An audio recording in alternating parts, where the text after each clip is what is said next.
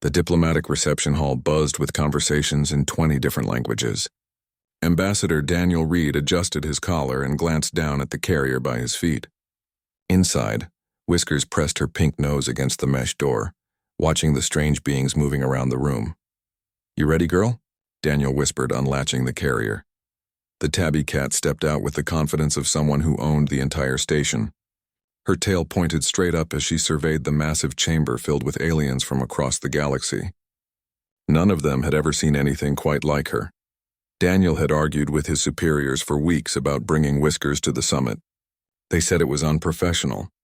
He said it was educational. Earth had been part of the Galactic Council for only 6 months, and most species still knew almost nothing about human culture. What better way to show them daily life on Earth than through humanity's most common companion? A tall, willowy creature approached. Her skin shimmered like pearl, and her forearms moved with graceful coordination.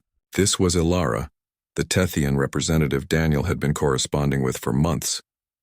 "Ambassador Reed," she said, her voice like wind chimes. "I am pleased to finally meet in person." "The pleasure is mine, Representative Ilara." Daniel gestured downward. "And this is Whiskers." Ilara's large eyes went wider. She bent down, her body folding in ways that would make a human gymnast jealous. "Oh my, what a precious little creature. Is this truly an animal from your world?" "She is. Cats are probably the most popular pet on Earth. We have about 600 million of them living in homes." 3 more aliens gathered around, their various appendages reaching tentatively toward Whiskers. The cat, for her part, seemed entirely unbothered by beings that looked nothing like humans. She sniffed at a delegate whose skin was covered in soft blue feathers, then rubbed against his leg. The delegate made a sound like distant thunder, which Daniel's translator interpreted as delighted laughter. "It is so soft and warm. Does it communicate?" "She purrs when she's happy. Listen." Daniel scratched behind Whiskers' ears. The rumbling sound that emerged made all the aliens lean closer. "Fascinating," Ilara said. "What does it eat?" "Small plants, seeds? Meat, actually. She's a carnivore." The word caused a moment of confused silence. Ilara's translator unit blinked rapidly as if struggling with the concept. "Carnivore? But it is so small and gentle. Surely you mean it eats synthesized proteins. No real meat. Fish, chicken, beef. Cats are obligate carnivores. They need meat to survive." A stocky alien with rocky skin spoke up. "You are saying this tiny creature hunts and kills other animals?" Daniel realized he was losing them. The translators were probably mangling the meaning. "Well, not anymore. We feed her. But her ancestors hunted, yes. Thousands of years ago. This seemed to satisfy them." Ilara nodded her elegant head. "Ah, I understand. These are ancient predators that your species has modified. You have changed their genetics to make them safe and compatible with civilization." "Not exactly. Cats haven't changed much at all. They kind of domesticated themselves." "Themselves?" Ilara's translator blinked again. "They chose to live with humans. We didn't force them. About 10,000 years ago, they started hanging around our farms because we had lots of mice and rats. Small rodents, you know, and cats hunted them, so we let them stay." The aliens exchanged glances that Daniel couldn't quite read. Their body language was still foreign to him. A delegate from the Peaceful Coalition, whose name translated to something like Harmony Keeper, spoke in a nervous tone. "Ambassador, please clarify. Are you saying your world has predatory species that live inside your homes? With your offspring?" "Sure. Lots of people have cats in their homes. They're great with kids, mostly." "Very comforting." Whiskers chose that moment to yawn. Her mouth opened wide, revealing sharp canine teeth and a pink tongue. Several aliens took a step back. "Those are teeth," Harmony Keeper stated. "Well, yes. She needs them to eat. For hunting, I mean, she doesn't hunt. She eats from a bowl. We buy her food at stores." Ilara's fingers twitched in a way that suggested deep thought. "Ambassador Reed, forgive my confusion, but I must ask directly. Your planet has predators, real predators, and your species brings them into your dwellings and allows them near your young?" Daniel finally understood the disconnect. These species came from worlds without significant predators. The Tethians evolved on a planet where the most dangerous animal was about as threatening as a rabbit. The concept of a food chain with teeth was alien to them. I guess when you put it that way, it sounds strange. But Whiskers isn't dangerous. She's sweet. Look. He picked up the cat and held her against his chest. She immediately started purring again, kneading her paws against his suit jacket. The alien stared at the small creature with a mixture of fascination and growing concern. "What are those?" a delegate asked, pointing at Whisker's paws. "Her paws? The white parts extending from them." "Oh, her claws. Well, most of them. She's declawed in front, which means we had them removed when she was young. It's controversial, but the previous owner did it, not me." "Removed? They are weapons?" "No, not weapons. Just claws. Cats use them to climb and grip things. And scratch. They scratch furniture a lot, actually. It's pretty annoying." The aliens had gone quiet. They watched Whiskers with new eyes, seeing past the soft fur and gentle purring. Ilara spoke carefully. "Ambassador Reed, I believe there has been a significant misunderstanding about Earth and its inhabitants. Would you consent to allowing our xenobiology team to study your companion animal? We wish to learn more about life on your world." "Sure, no problem. Whiskers is friendly with everyone." Daniel set the cat down. She immediately walked over to Harmony Keeper and rubbed against his lower appendages, leaving fur on his ceremonial robes. The delegate froze like a statue. Ilara made rapid notes on a holographic display. "Tell me, Ambassador, what other creatures do humans keep as companions?" "Oh, lots. Dogs are even more popular in some places. Then there are birds, fish, rabbits, hamsters, ferrets, reptiles. Some people keep snakes." "Snakes?" Ilara's voice had gone flat. "Yeah, they're basically long tubes of muscle with fangs. Some are venomous, but the pet ones usually aren't." The silence that followed was profound. Whiskers, oblivious to the existential crisis she was causing, simply sat down and began grooming her paw with her rough tongue. The aliens watched her every movement as if she might suddenly transform into something terrible. Daniel wondered if perhaps he should have left his cat at home after all. But it was too late now. The galaxy had met Earth's most common pet, and nothing would ever be quite the same. 3 days after the reception, Ilara sat in her laboratory reviewing footage for the 7th time. Her research partner, a methodical being named Drell, whose species had evolved from cooperative herd animals, worked silently beside her. Neither had slept properly since meeting the human ambassador's pet. "Play the yawn sequence again," Drell requested. The holographic display showed Whiskers opening her mouth. Ilara paused the image at the moment of maximum extension. The teeth were clearly visible, evolved for tearing flesh. The canines were particularly well developed for such a small creature. 16 teeth in the upper jaw, 14 in the lower, Ilara noted, all designed for a carnivorous diet. The molars lack grinding surfaces. This animal cannot process plant matter effectively. Drell pulled up another file. "I have been researching Earth's classification. Did you know it is rated as a Class 12 death world?" Ilara's skin paled to almost white. "That cannot be correct. Humans are civilized. They write poetry. They created beautiful music that they shared with the Council. Death world inhabitants are supposed to be aggressive and territorial. The rating is official. Earth has extreme temperature variations, violent weather patterns, high gravity compared to most settled worlds, and an atmosphere with dangerously high oxygen content. The document also mentions extensive predator-prey relationships throughout the ecosystem." "But the cat," Ilara said weakly. "They keep predators from a death world inside their homes." Drell opened a new file. "I accessed Earth's public information network. They call it the Internet. Ilara, you need to see this." The display filled with images. Cats everywhere. Cats sitting on human furniture. Cats sleeping in human beds. Cats being held by human children. Billions of images, perhaps trillions. There is more. Drell navigated to a section labeled Cat Hunting Compilation.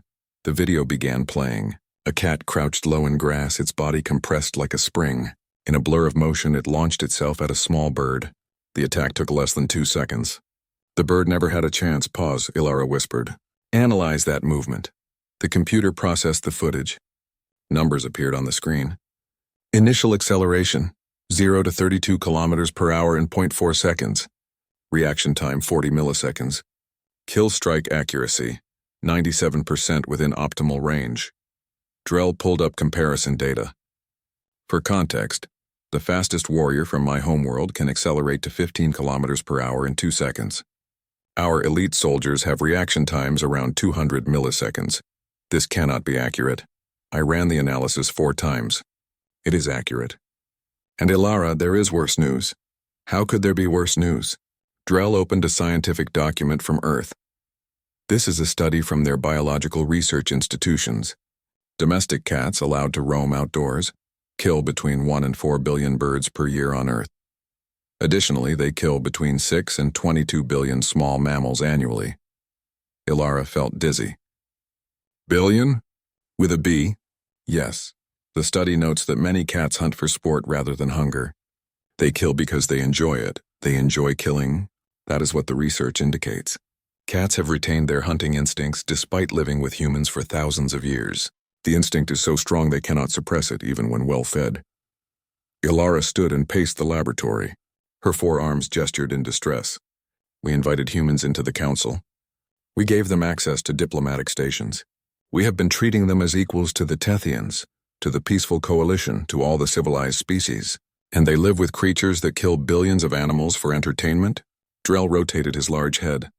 I have more data to share. I am not certain I want to hear it. These are the other companion animals humans keep. Drell displayed a new series of images. Dogs, these can weigh up to 90 kilograms. They descended from pack hunters called wolves. Humans domesticated the wolves into hundreds of variations. The images showed creatures with massive jaws, powerful bodies, and intense stares. Ferrets, Drell continued. Obligate carnivores used historically to hunt rodents and rabbits. Snakes, some venomous enough to kill a human. Birds of prey with talons that can crush bones. And this is considered normal in human culture. Ilara returned to her chair. We need to inform the council. This changes everything we thought we knew about humanity. Wait, there is one more thing. Drell hesitated. I found historical records from Earth. There was a civilization called Egypt approximately 5,000 years ago. They worshipped cats as gods. They what? Worshipped them. Built statues, created art. Even mummified cats when they died to preserve them for an afterlife. Killing a cat was punishable by death in their society. Ilara processed this information slowly. A predator species from a death world. Humans not only kept them but worshipped them. What does that say about humanity? Drell was quiet for a moment. I have a theory. It is disturbing. Everything about this is disturbing. Continue. What if humans are not the peaceful species we assumed? What if they are predators themselves? That would explain why they live comfortably with cats. Predators recognize other predators. Ilara accessed Earth's biological data. She read about human evolutionary history. Persistence hunters. Endurance predators. Binocular vision for tracking prey. Teeth adapted for omnivorous diet, including meat. Persistence hunting strategies that involved chasing prey until it collapsed from exhaustion. Oh no, she breathed. You see it now. Humans are pursuit predators from a high-gravity death world, and they keep smaller predators as companions because they see them as kindred spirits. Drell adjusted the display. I suggest we request a full demonstration from Ambassador Reed. We need to observe the cat's natural behavior in a controlled environment. The council must understand what we are dealing with. Ilara sent a formal request through diplomatic channels. The response came within an hour. Ambassador Reed was happy to demonstrate typical cat behavior. He seemed pleased that they were taking an interest in Earth's culture. He has no idea why we are actually asking, Ilara said. Should we tell him? Tell him what? That his beloved pet is the most terrifying creature most council species have ever encountered? That we are having existential crises about the nature of humanity based on the fact that he cuddles with a predator every night? Drell made a sound that might have been laughter or might have been fear. When you phrase it that way, perhaps we should keep our concerns private. The demonstration was scheduled for the following day. Ilara spent the evening reviewing more Earth data, trying to understand the human-cat relationship. She found a quote from an ancient Earth writer. In ancient times, cats were worshipped as gods. They have not forgotten this. Ilara shivered despite the warm temperature in her quarters. Tomorrow they would see what the cat could truly do. She suspected sleep would be difficult tonight. Every time she closed her eyes, she saw those teeth, those claws, and those cold predatory eyes tracking movement with calculating precision. And somewhere on this station, Ambassador Reed was probably cuddling with Whiskers, completely unaware that his pet had sparked the greatest diplomatic crisis in modern galactic history. The cat, Ilara thought, was out of the bag. The observation chamber had been built in record time. Glass walls reinforced with transparent aluminum separated the viewing area from a large open space designed to look like an Earth living room. Furniture, plants, and various objects filled the test environment. 23 delegates from different species crowded around the glass, their various sensory organs focused intently on the space beyond. Daniel Reed entered through the main door, carrying Whiskers in his arms.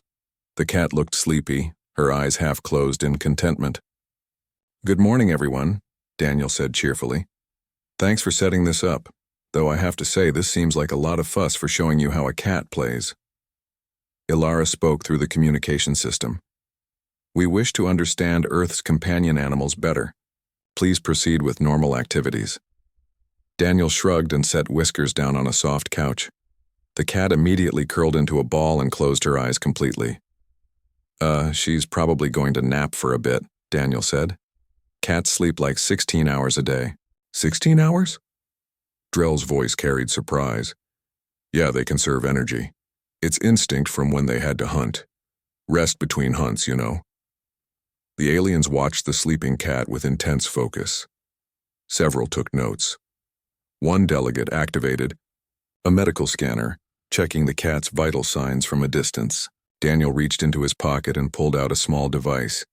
"I brought this. It's a laser pointer. Great for playing with cats. Watch." He pressed the button. A small red dot appeared on the floor near Whiskers. Nothing happened for 3 seconds. Then Whiskers' ear twitched. Her eyes opened to thin slits. Her head lifted slightly from the couch. Daniel moved the laser dot across the floor in a slow, wandering pattern. The change in Whiskers was immediate and total. Her entire body shifted, from relaxed sleep to coiled tension in less than a heartbeat. Her eyes dilated until they were mostly black. Her whiskers pushed forward. Her body lowered into a crouch, every muscle visible beneath her fur. "Oh my," Ilara whispered. Whiskers tracked the red dot with absolute focus. Nothing else existed in her world. Her tail twitched back and forth low to the ground. Her back legs made tiny adjustments, positioning her body for optimal striking angle. "This is called stalking," Daniel explained, moving the dot slowly. "She's pretending to hunt. It's just a game." The delegates said nothing. They were transfixed. Whiskers crept forward. Each paw touched down silently. Her body stayed low, perfectly balanced. The dot moved near a chair leg, and she adjusted her approach, using the furniture as cover. A scanner beeped in the observation room. "Her heart rate has increased by 40%, someone reported. Adrenaline levels rising, multiple muscle groups showing coordinated activation patterns." Daniel flicked the laser pointer. The dot jumped suddenly to the left. Whiskers exploded into motion. The pounce happened faster than most aliens could properly see. One moment she was crouched by the chair. The next moment she was 3 meters away, her paw slamming down on the red dot with precision that would make a trained sniper weep. "0.47 seconds, a computer voice announced. 0 to 34 kilometers per hour. Trajectory calculated mid-leap to compensate for target movement." The delegates had gone completely silent. Whiskers looked down at her paw, confused about why the dot had disappeared. She lifted her paw and checked underneath it. Daniel moved the laser and her head snapped toward it instantly. "Her reaction time," Drell said quietly. "How is that possible?" "Oh, cats have amazing reflexes," Daniel said, moving the dot in random patterns. Whiskers chased it, leaping and twisting mid-air. It's one of the reasons they almost always land on their feet when they fall. Their inner ear and flexibility let them rotate their bodies. "Demonstrate," Ilara requested, her voice tight. "The falling thing? I'm not going to drop my cat." "No. The other physical capabilities you mentioned." Daniel thought for a moment. "Okay, watch this." He pointed the laser dot at a tall cat tree structure in the corner. The top platform was about 2 meters off the ground. Whiskers saw the dot on the high platform. She calculated for perhaps half a second, then launched herself upward. She cleared the 2-meter height with room to spare, landing on the platform with perfect balance. She sat down and began licking her paw as if nothing remarkable had happened. "Vertical leap of 2.1 meters, the computer reported. from a standing start, equivalent to approximately 6 times body length. A delegate from a low-gravity world actually made a sound of distress. Daniel smiled, clearly enjoying showing off his pet. Want to see her really move? I'll get one of her toys. He pulled out a feathered wand toy from a bag. The moment he began waving it through the air, Whisker's attention locked on. She launched herself from the high platform, landed smoothly, and began a complex chase sequence.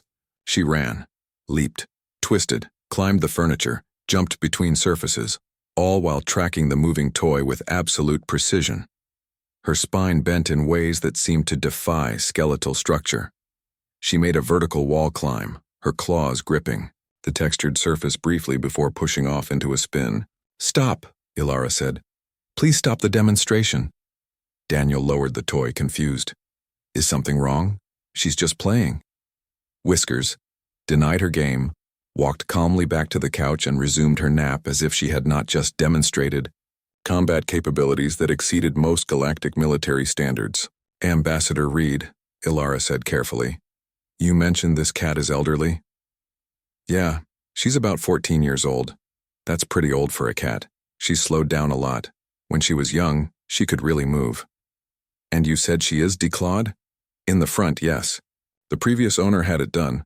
It's basically removing the first bone of each toe so the claw can't grow. Lots of people think it's cruel, and I agree. I would never do it to a cat I got as a kitten." Drell leaned close to Ilara.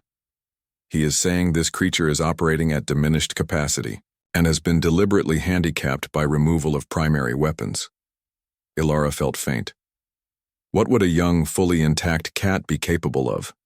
Daniel heard the question through the speaker. "Oh, young cats are crazy energetic. They run around at like 3 in the morning, climbing everything, knocking stuff over.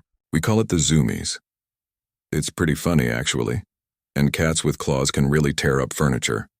They need to scratch to shed the outer layer of their claws and mark territory. It's natural behavior." "Marking territory," Ilara repeated. "Yeah, they have scent glands in their paws. When they scratch, they leave both a visual mark and a scent mark. It's how they communicate that an area is theirs." A delegate near the back spoke up.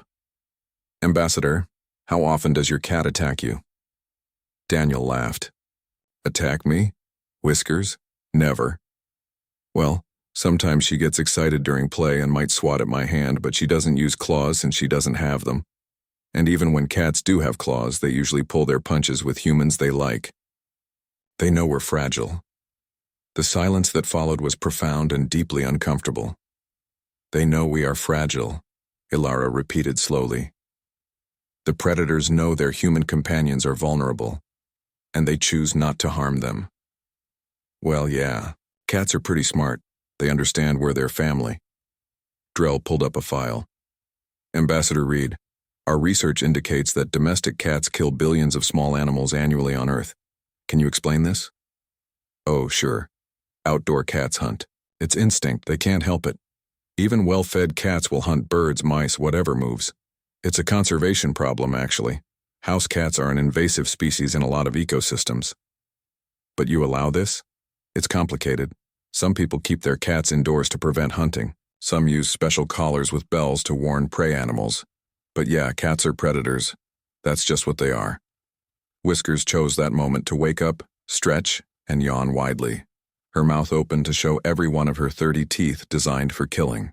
Then she hopped down from the couch and walked to the glass wall where the delegate stood. She sat down directly in front of them, wrapped her tail around her paws, and stared at them with large green eyes. Several delegates stepped backward. Daniel walked over and picked her up.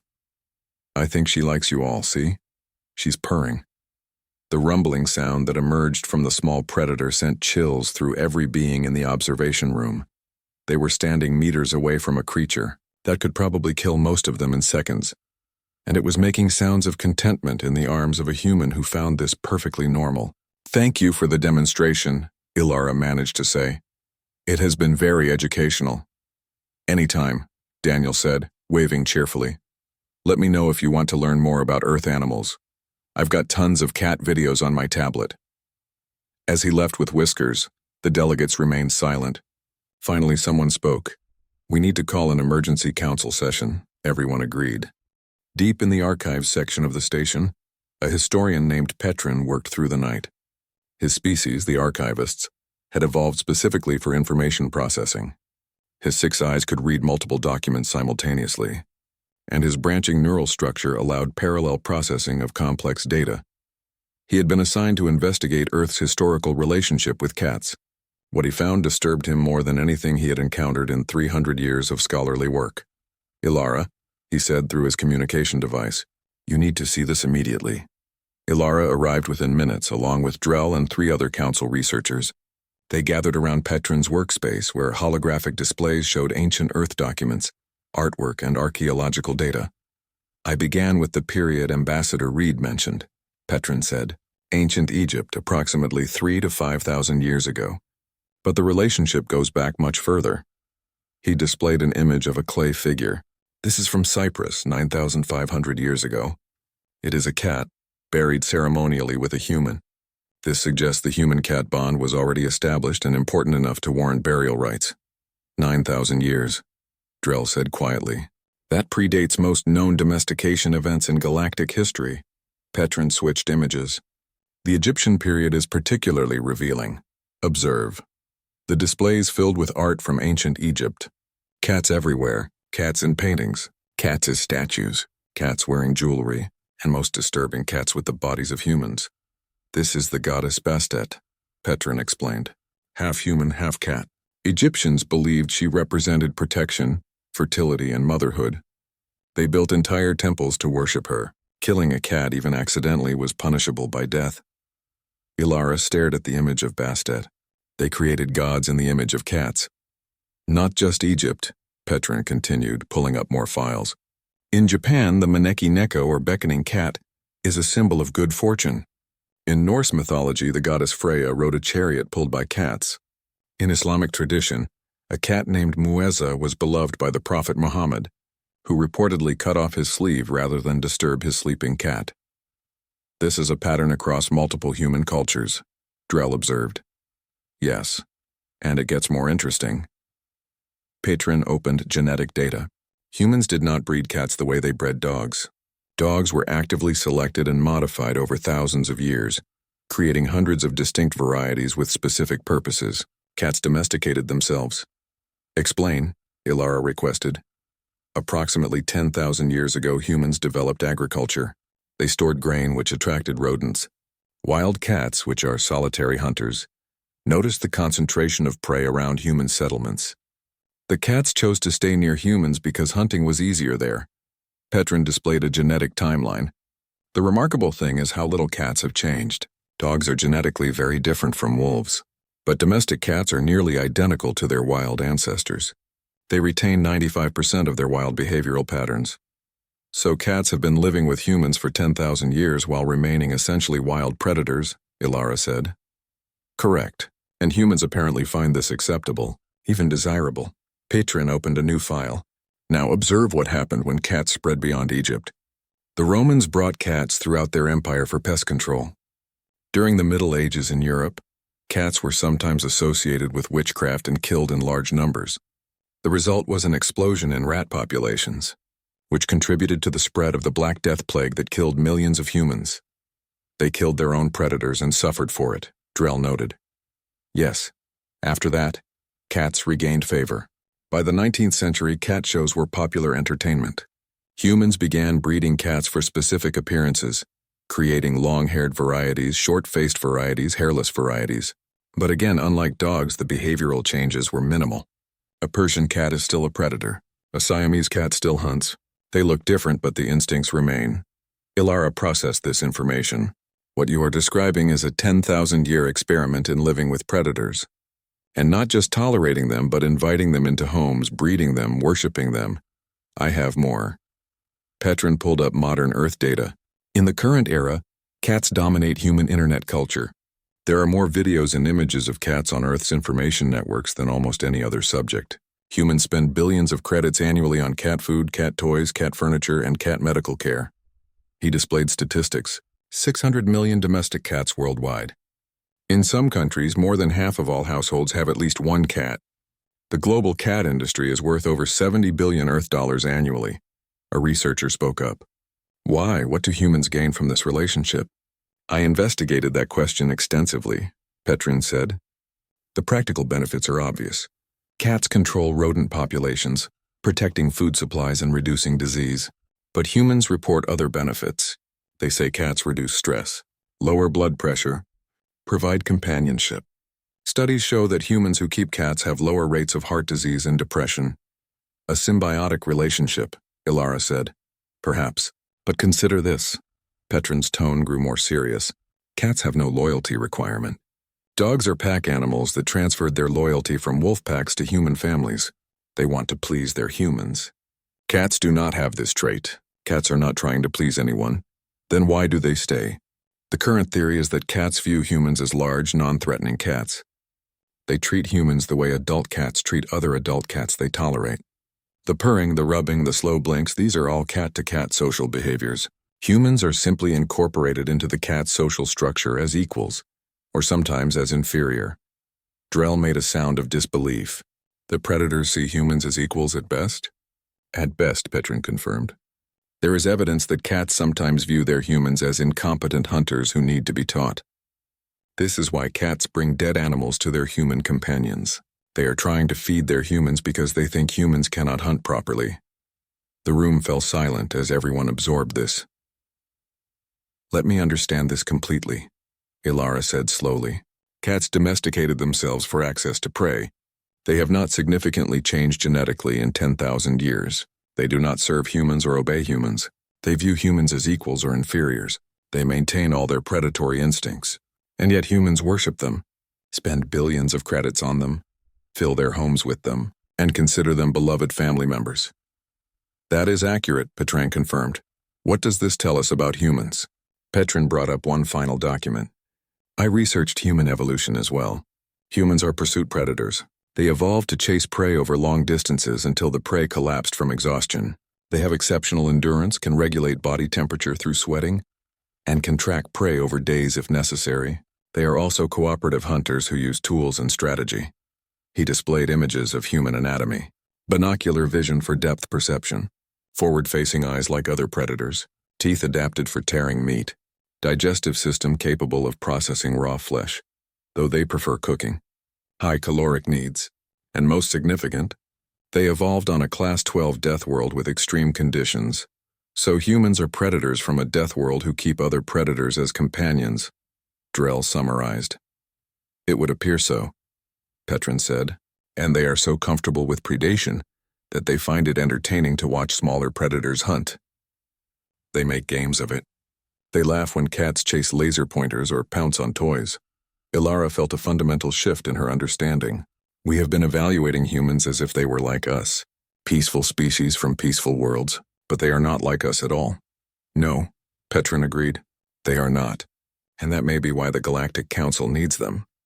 What do you mean? Consider. Humans coexist with predators by understanding predators. They live on a dangerous world by adapting to danger. They are not aggressive by galactic standards, but they understand aggression.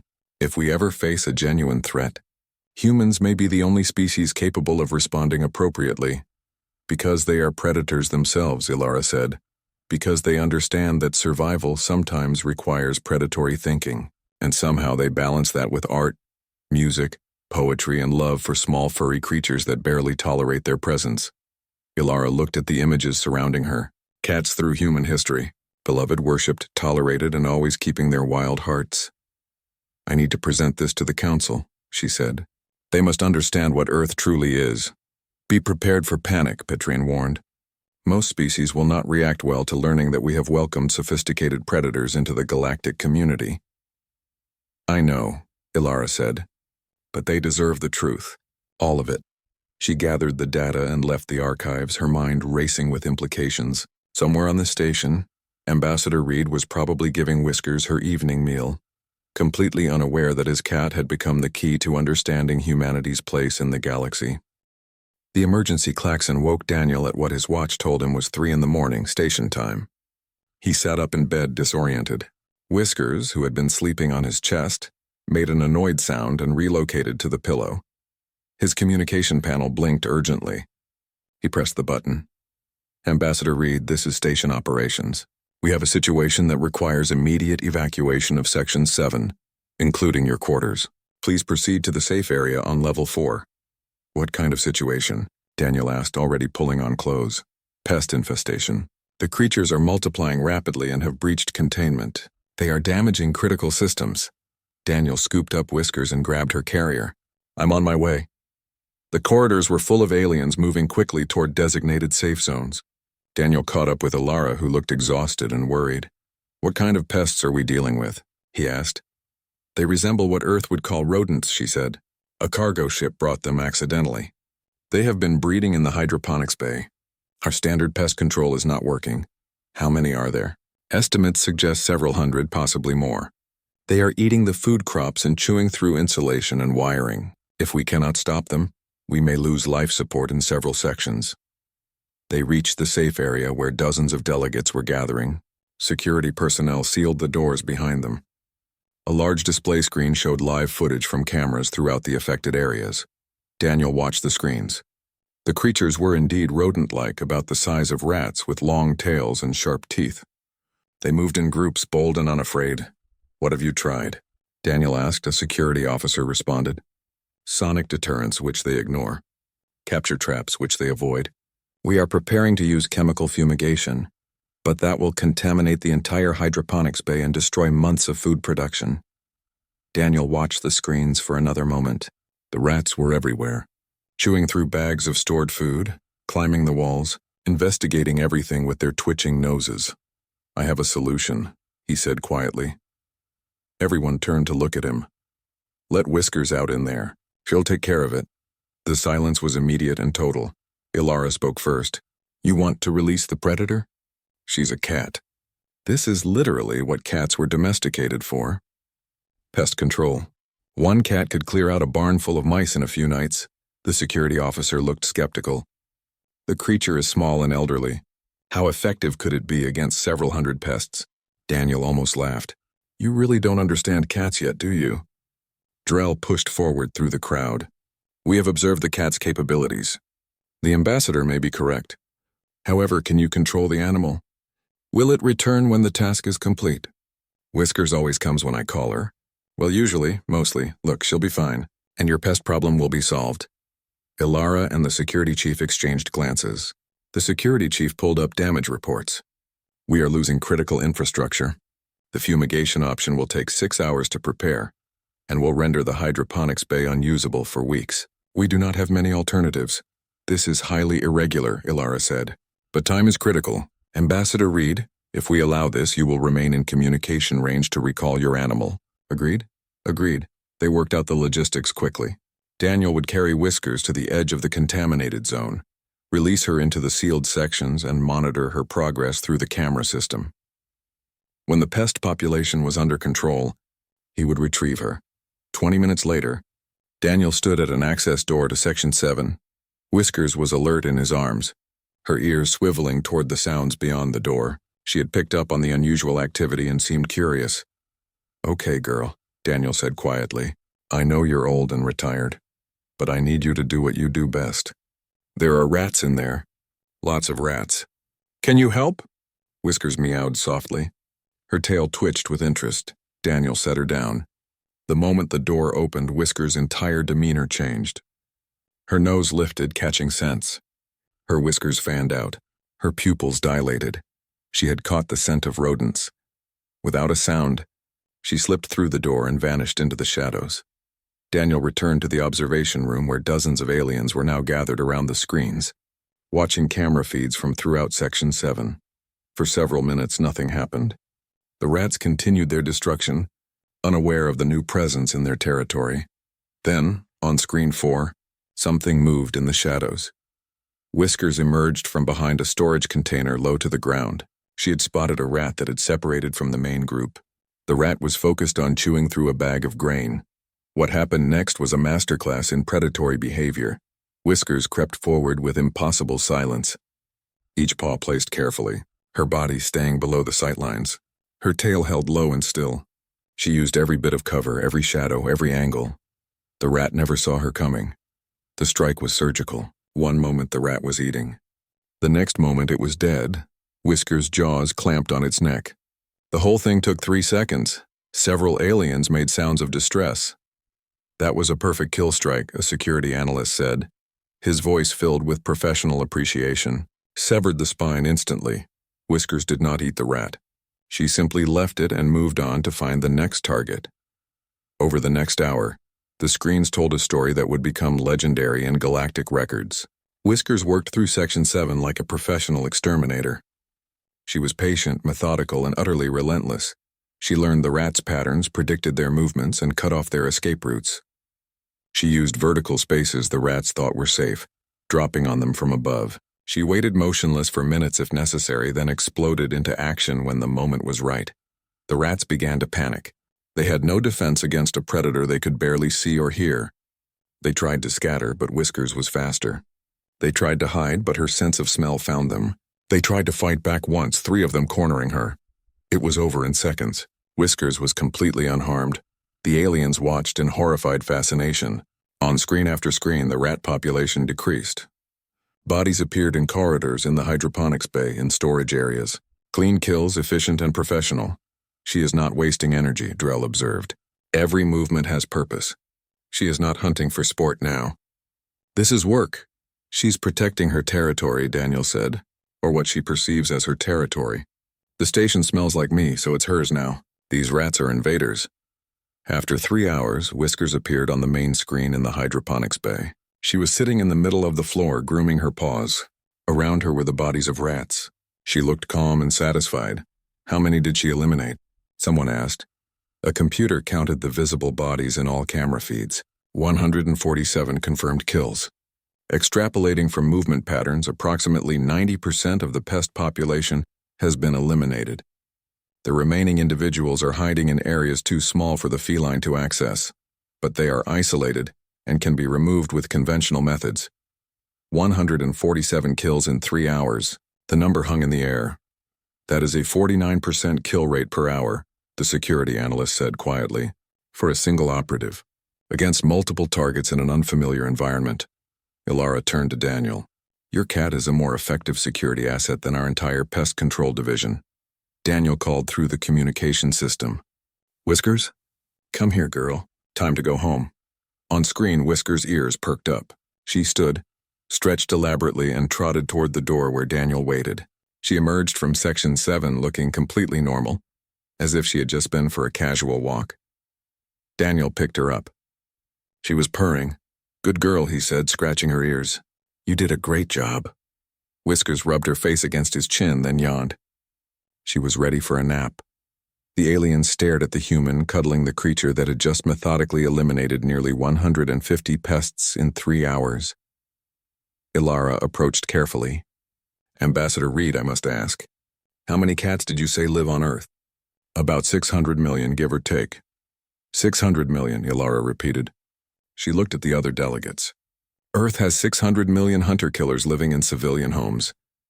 They're pets, Daniel said, confused by her tone. They're cute.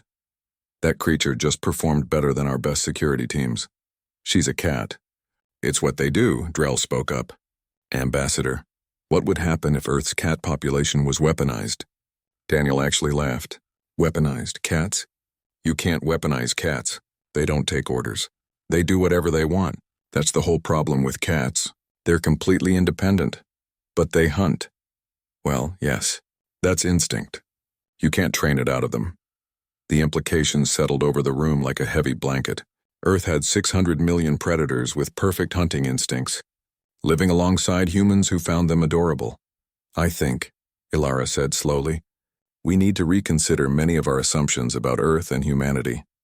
Daniel just shrugged and carried his sleepy cat back to his quarters. Behind him, the galactic delegates began emergency discussions about exactly what kind of species they had invited into their community.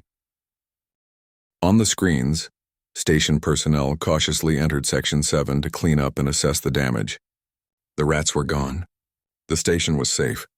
And somewhere in the galaxy, 600 million more cats just like Whiskers were curled up in human homes dreaming of hunting. The Grand Council chamber had never been so full.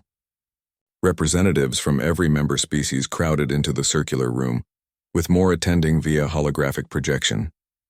At the center, Ambassador Daniel Reed sat calmly, with Whiskers sleeping in a carrier beside his chair. The council leader, an ancient being named Harmony, whose species had founded the Galactic Council 3,000 years ago, called the session to order. Ambassador Reed, you have been summoned to address concerns about Earth's fauna, specifically your companion animals. Some council members believe these creatures pose a security risk. Others have questions about human biology and culture. We seek understanding before making policy decisions. Daniel stood. I'm happy to answer any questions, though I'm still not entirely sure what the fuss is about. Ilara rose from her seat. Ambassador, with respect, the fuss is about the fact that you keep highly efficient predators in your homes. Your cat eliminated nearly 150 pests in 3 hours. That level of predatory success is unprecedented in civilized space. Whiskers was just doing what cats do. She's actually kinda lazy most of the time. A delegate from a crystalline species spoke up, his voice like chiming bells. Ambassador, please help us understand. Your world is classified as a Class 12 death world. Extreme conditions. Dangerous fauna. Yet humans are peaceful, create art, write poetry, and keep predators as beloved companions.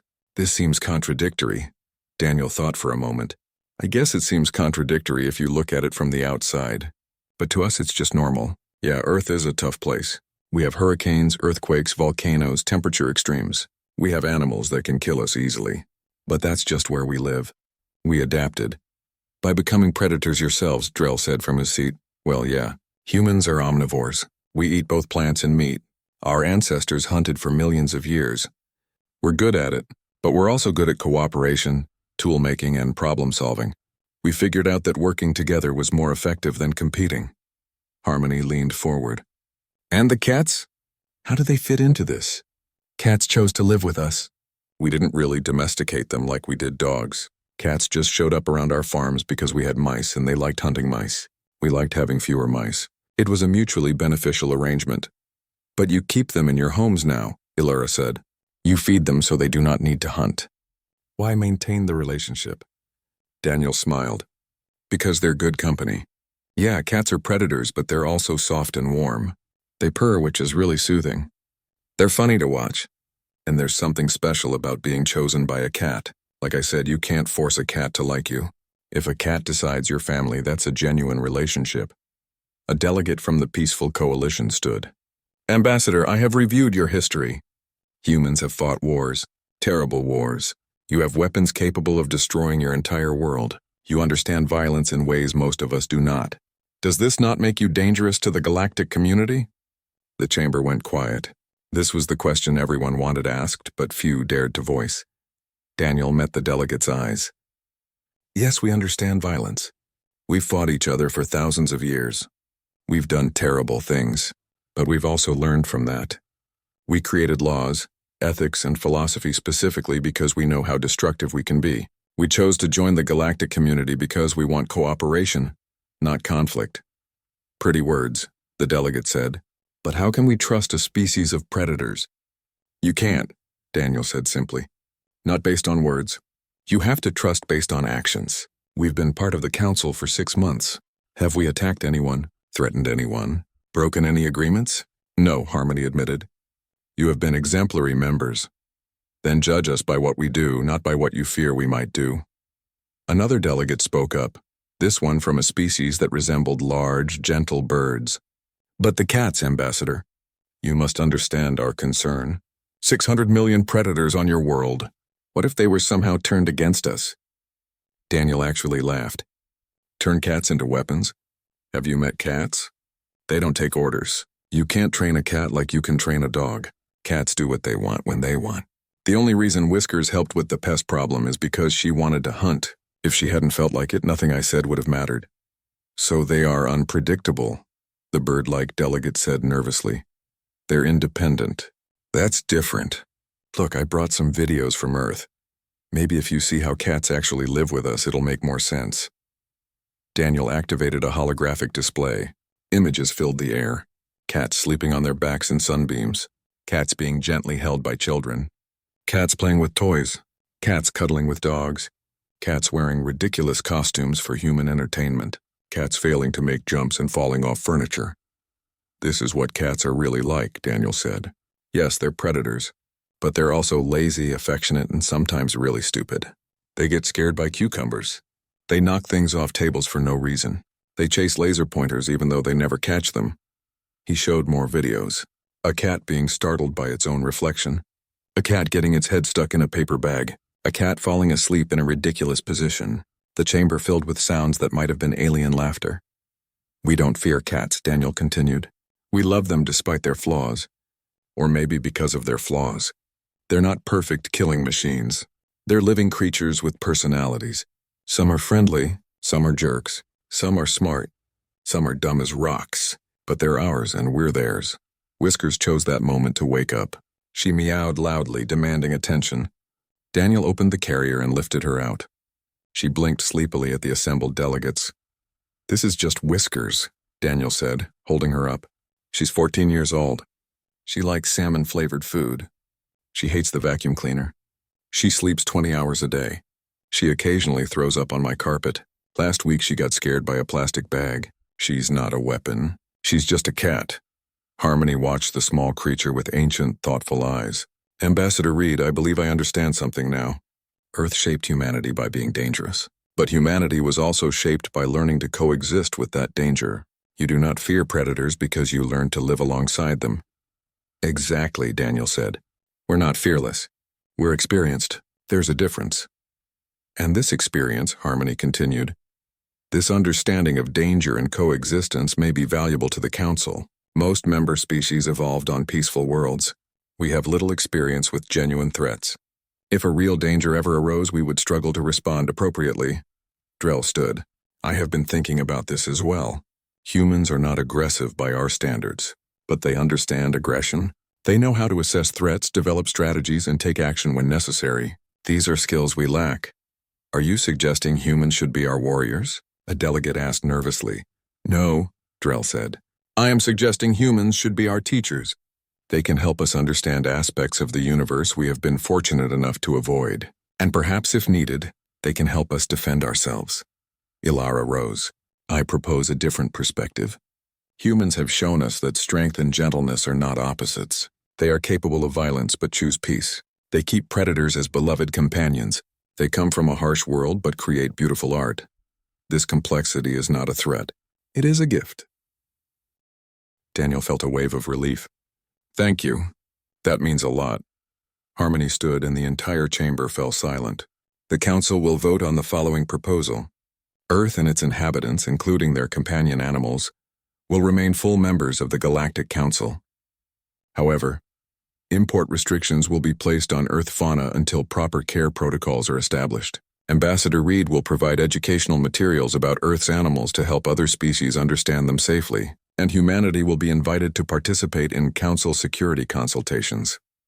Additionally, Harmony continued, looking directly at Whiskers, I would like to propose that Ambassador Reed's companion be granted honorary citizenship of the Council as the first non-sapient being to perform a valuable service to our community. The vote was unanimous. Daniel looked down at Whiskers, who was purring contentedly in his arms, completely unaware that she had just become the most famous cat in galactic history. Over the following weeks, Earth's relationship with the galactic community deepened. Humans began teaching courses on threat assessment and strategic thinking. Other species started requesting Earth's help with pest control problems. And carefully regulated, a small number of cats were adopted by alien families willing to learn proper care techniques. Ilara was one of the first. She adopted a young orange tabby she named Harmony. The cat terrorized her quarters, knocked over her research equipment, and sat on her important documents. She loved the cat completely. The internet videos Daniel had shown sparked a phenomenon. Cat videos became the most popular form of entertainment in the galaxy. Billions of beings watched Earth's cats doing silly things and found it oddly comforting. Daniel returned to his quarters one evening to find a message from Harmony. It contained a single image. The council leader, ancient and dignified, holding a small black kitten.